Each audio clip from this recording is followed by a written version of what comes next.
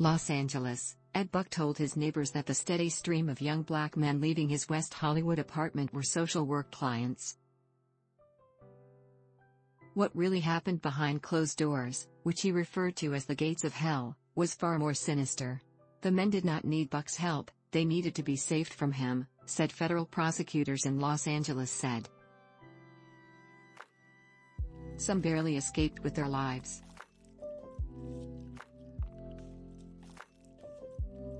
Two men didn't. Buck, 67, a wealthy gay white donor to Democratic, LGBTQ and animal rights causes, was sentenced Thursday in U.S. District Court to 30 years in federal prison for injecting two men with lethal doses of methamphetamine as part of a fetish that turned fatal. Prosecutors, who sought a life term, said Buck had such disregard for life that even after the two deaths in his apartment, he did not stop paying men to come to his home and injecting them with walloping doses of methamphetamine. One man overdosed twice in the course of a week. This defendant preyed upon vulnerable victims, men who were drug dependent and often without homes, to feed an obsession that led to death and misery, United States Attorney Tracy L. Wilkeson said. Mr. Buck continues to pose a clear danger to society. Buck was convicted in July of distribution of methamphetamine, resulting in the deaths of Jamel Moore in 2017 and Timothy Dean in 2019. He was also convicted of 4 counts of meth distribution, 2 counts of enticing men to travel across state lines for prostitution, and a count of maintaining a drug den. Buck managed to avoid arrest for more than 2 years after Moore's death, and family and community members led by political strategist Jasmine Canick complained that he escaped prosecution because of wealth, political ties and race.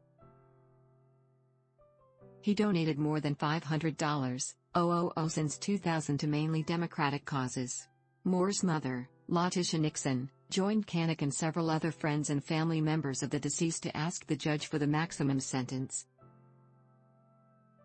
Nixon, a certified nursing assistant who said she had prayed with and comforted countless dying people, broke down as she thought of the way her oldest child died. "All I can think about is how my son died naked on a mattress with no love around him," Nixon said. No one to hold his hand or tell him good things. Defense lawyer Mark Worksman sought a 10-year term, half of the mandatory minimum of 20 years Buck faced and well below the 25 years recommended by the probation department. He said Buck's sexual abuse as a child and health problems that led to his drug addiction were mitigating factors.